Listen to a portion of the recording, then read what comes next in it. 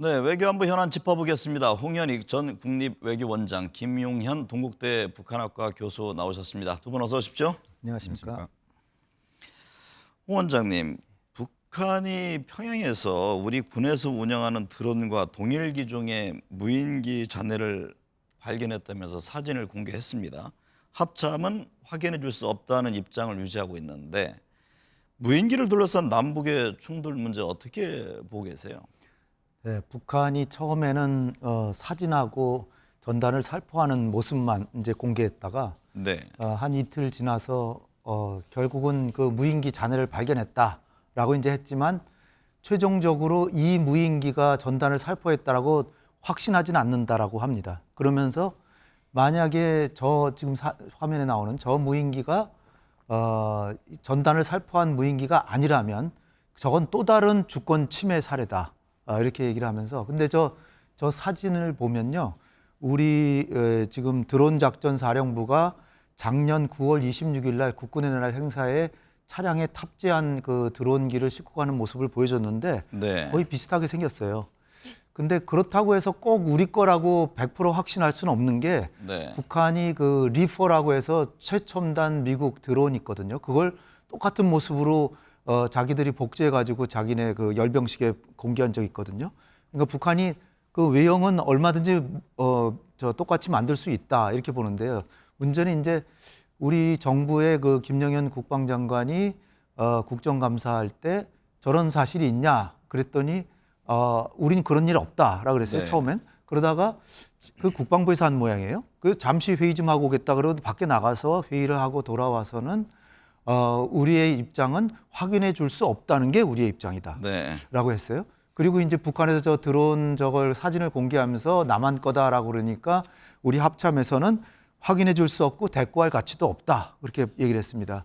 근데 제 생각에는 지금 남북 간에 잘못하다가 이 소통 채널도 없고 오해에 의해서 군사 충돌이 있을 수도 있기 때문에 지금 북한에서는 또다시 무인기 넘어오면은 사격한다는 거 아닙니까? 네. 그렇기 때문에 자칫하다가 우리 충돌로까지 갈 수도 있기 때문에 만약에 우리 군이 진짜 보낸 게 아니라면 일단 우리 군은 안 보냈다. 그리고 민간에서 혹시 보냈는지는 좀 알아보겠다. 이 정도로 얘기하는 게 현명하지 않을까 저는 네. 그렇게 생각합니다. 김용현 교수님, 네. 북한이 우리 무인기가 평양 상공에 침입했다고 주장하고 있는데 이게 도발의 명분을 쌓으려는 것 아니냐 이런 우려가 나옵니다. 뭐 그렇게 볼 수 있습니다. 이제 북한 입장에서 보면 도발의 명분을 쌓는 게 중요한 겁니다. 왜냐하면 지금 러시아에 북한군이 파병돼 있다 이렇게 지금 보도가 나오고 있지 않습니까? 네. 결국 러시아 파병은 북한 내부 결속이 굉장히 중요하다는 것을 또 한편은 반증하는 겁니다.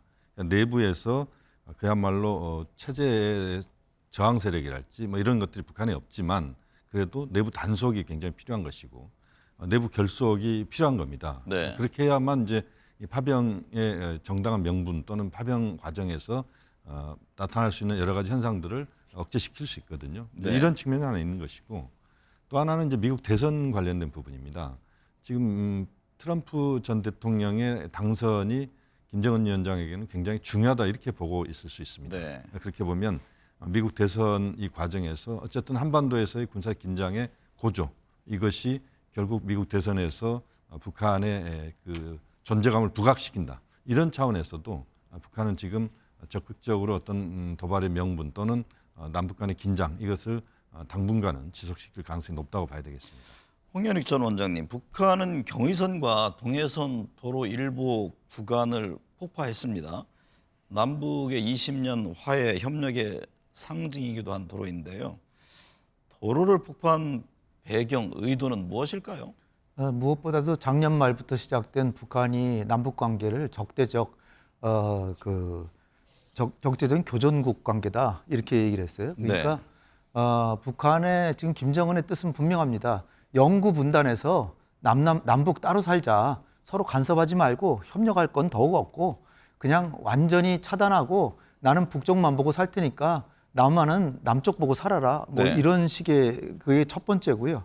두 번째는 한국 정부의 대북 강경 기조에 대해서 불만을 표출하는 거고 세 번째는 휴전선에도 장벽 쌓고 지뢰 설치하고 있잖아요. 그거와 네. 비슷하게 탈북을 방지할 북한 사람들 남쪽으로 내려가지 말라는 거죠. 네. 그다음에 마지막으로 북한 주민의 남한에 대한 동경이나 미련을 차단하고 그다음에 북한 주민 결속을 도모하려는 이런 네. 다목적이 있다고 봅니다. 헌법도 개정했잖아요. 우리나라를 적대 국가로 규정한 내용인데 네. 이 헌법 개정도 그러면 방금 말씀하신 설명의 일환으로 봐야 합니까? 그렇죠. 헌법 개정도 같은 맥락이고요. 김 교수께서 말씀하신 저 북미 담판 구조를 만든다는 거예요, 지금. 네. 그러니까 남한은 완전히 그 봉쇄시키고 그러니까 통미봉남이라고 그러죠. 1994년 김영삼 정부 때 저 북핵 문제 해결하는 제네바 합의 방식.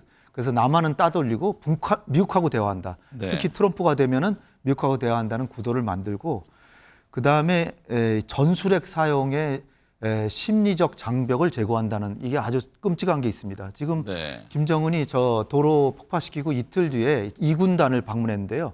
이게 그 황해 북도에 있는 그 국경 지역에 있는 남한 공격하는 부대인데 거기 가가지고 뭐라 그랬냐면 만약에 우리가 부득이하게 남조선 공격하게 된다면 이건 동족에 대해서 공격하는 게 아니라 남에 대한 적에 대한 그러니까 그 동족이 아니라는 것 네. 이걸 강조함으로써 핵을 사용할 수 있다는 것을 실감나게 해주려는 그런 의도까지 들어있다라고 보입니다. 네. 김 교수님, 네네. 북한의 노동신문 표지에 주체 연호가 표기되던 자리에 서기 표시만 적혀 있습니다. 이게 네네. 어떤 의도가 있는 걸까요? 김정은 위원장 우상화 작업 중 하나입니까? 이것은 이제는 명실상부한 김정은 시대가 이제 개막됐다. 네. 이렇게 북한은 보고 있는 것 같습니다. 1997년도에 이제 주체 연호가 쓰이기 시작했습니다. 27년 동안 사용이 됐는데 이것이 지금 하루 이틀 중단된 게 아니고 지금 계속 안 나오고 있거든요. 결국 김정은표 정치, 김정은표 외교, 경제, 군사 이것으로 이제는 간다.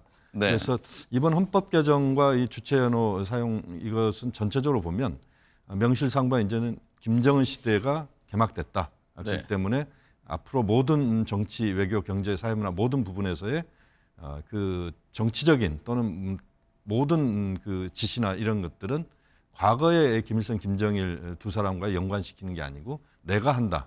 이런 차원으로 해석할 수 있겠습니다. 네. 홍현희 원장님, 북한이 우크라이나 전에 대규모 특수부대 파병을 결정했습니다.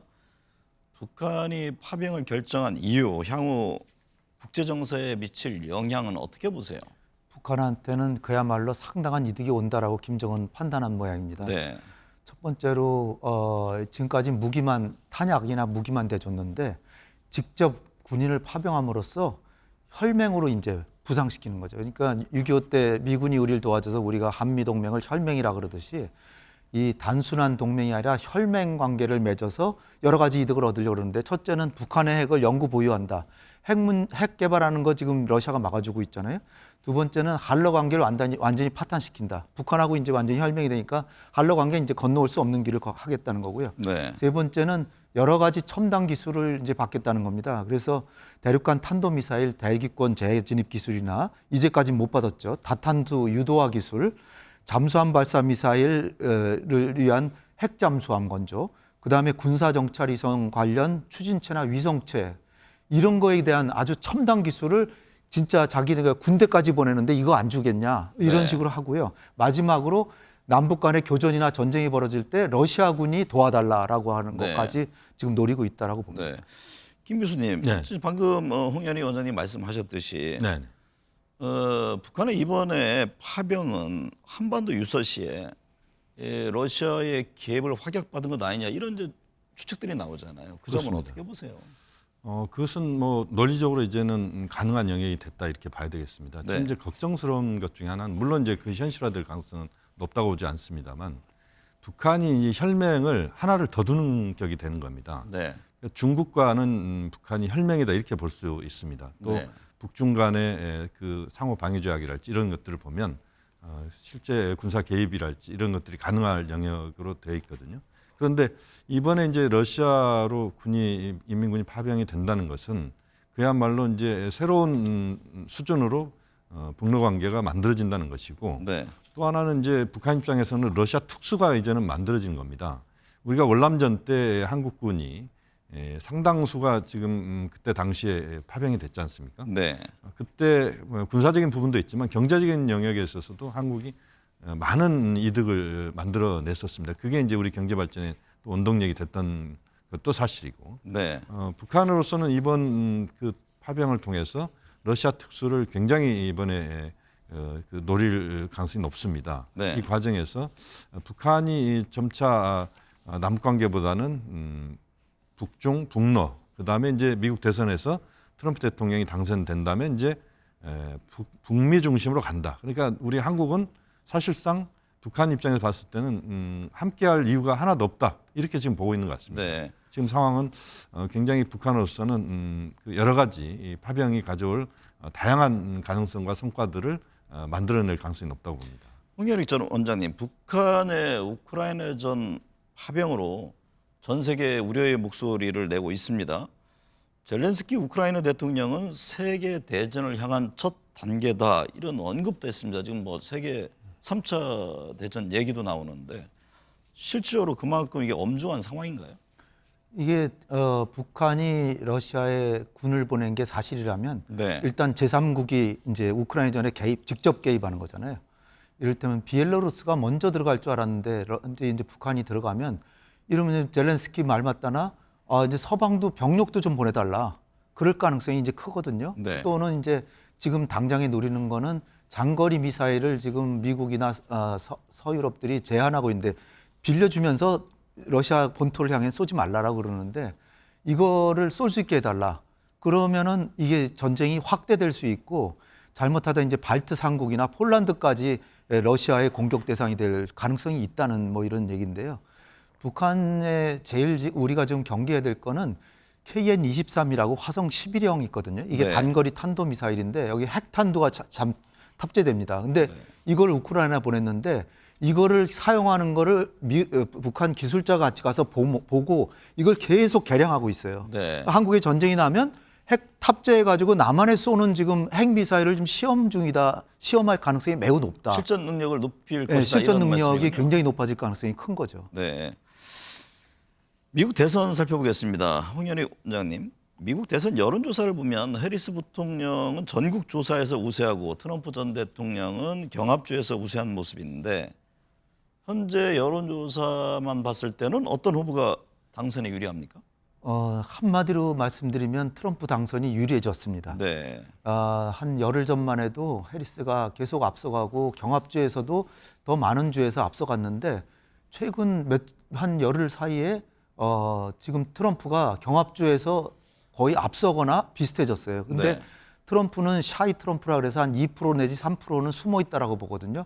그럼 비슷하다고 보면은 경합주에서는 트럼프가 이기고 나머지 전체적으로 보면 해리스가 앞서지만 총 득표수는 많지만 실제 당선자는 트럼프가 될 가능성이 높아졌다는 게 지금 추세가 그렇게 변했습니다. 네.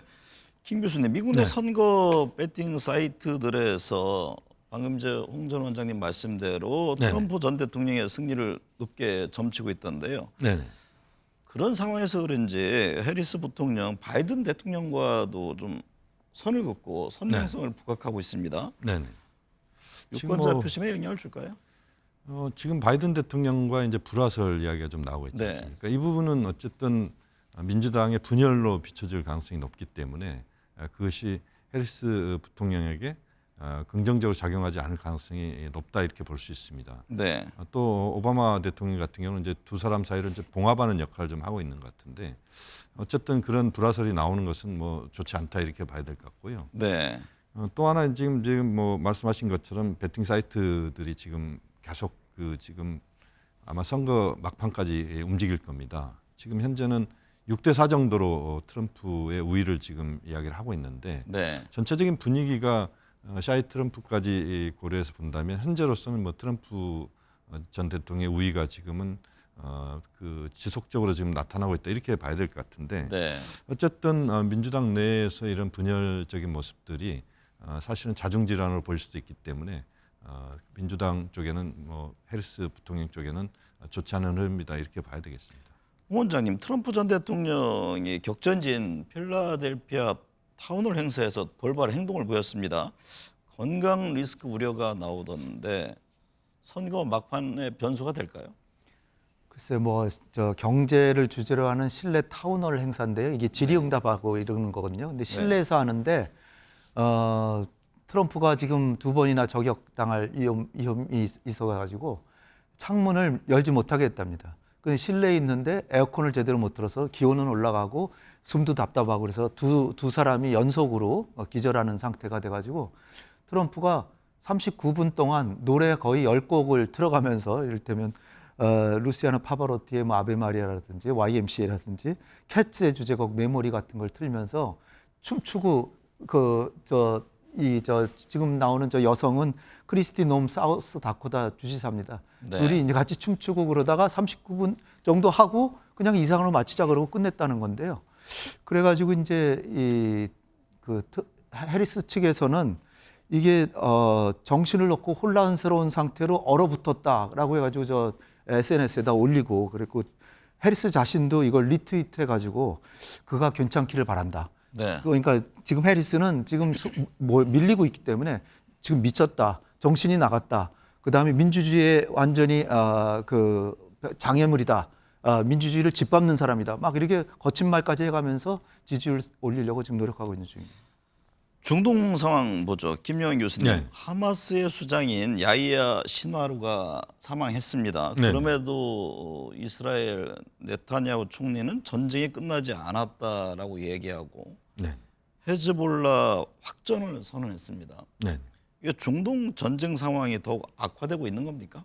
현재로서는 뭐 그렇게 가고 있다고 봐야 되겠습니다. 지금 이제 미국 대선까지는 아무래도 네타냐후의 강공 드라이브가 계속 펼쳐질 가능성이 높습니다.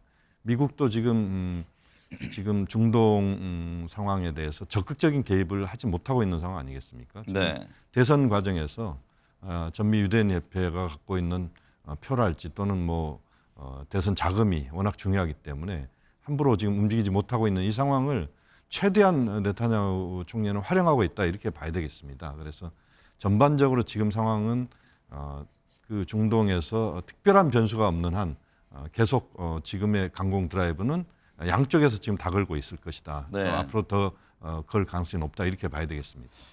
홍현익 전 원장님, 네타냐후 이스라엘 총리 자택에 레바논발 드론 공격이 있었습니다. 네타냐후 총리는 없어서 인명 피해는 없었지만 이게 더욱 격화되는 모양새 아니냐 이런 분석이 나오는데 어떻게 보세요? 네. 일단 이스라엘의 방공망이 천하무적이라 그랬는데 네. 드론에 상당히 취약한 게 이제 드러났어요. 드론이 여러 대가 가고 특히 낮은 높이로 가서 이 은밀히 잠입하면 다 그걸 처단을 못 하더라고요. 그래서 일전에도 이스라엘 병사들하고 많은 사람들이 이제 그 드론 공격으로 무인 드론 공격으로 사망했는데 이번엔 네타냐후 자택까지 이제 날라와서 공격을 했는데 네. 다행히 뭐 네타냐후 총리하고 부인은 그 집에 없었다고 합니다. 근데 네타냐후는 이 사고가 난 다음에 나와 내 부인을 살해하려고 했는데 이스라엘 시민에 대한 위해를 가하려고 하는 건 가차없이 처단하겠다 뭐 이런 식으로 보복하겠다라는 얘기를 했는데요. 단지 이제 확정 가능성에 대해서 한 가지 좀 안도할 수 있는 거는 네. 이란을 지금 공격하게 돼 있거든요, 이스라엘이. 근데 바이든이 적극적으로 만류해서 가장 심각한 건 원자력이나 또 핵 발전소 거기 공격하는 건데 그건 안 하기로 했고요. 네. 두 번째로는 이제 에너지 시설인데 그것도 안 하기로 한 것 같고요. 그다음에 군사 시설을 공격하기로 했는데 그것도 지금 정보가 새나가가지고 미국 측에서 정보가 새나가가지고 지금 난리가 났습니다. 이스라엘에서는 미국이 도대체 이럴 수가 있냐 이러면서 근데 그거 자체가 이스라엘이 이란을 공격하는 걸 상당히 막기 위한 행동이 아니냐. 어쨌든 미국의 정보망이 새나가서 지금 공개가 됐는데 그걸로 이스라엘의 이란에 대한 공격은 상당히 좀 톤다운 될 가능성이 크다. 미국의 영향력이 지금 미치는 겁니까? 아니면은 과거에 비해서는 많이 쇠퇴한 겁니까? 지금 뭐 바이든 마지막에 지금 레임덕 현상이라고 이제 봐야 되고요. 네. 그 다음에 이제 뭐 대통령이 당선되더라도 1월 25일 날 취임하니까 그 전까지는 그 전까지 네타냐후는 자기는 시간을 벌고 있다. 마음대로 하겠다. 그때까지 자기가 퇴임하더라도 형사처벌 당하지 않을 수 있을 정도로 인기도 올리고 성과를 올리겠다라는 지금 작전으로 지금 가고 있는 중입니다. 네. 오늘 도움 말씀 감사합니다.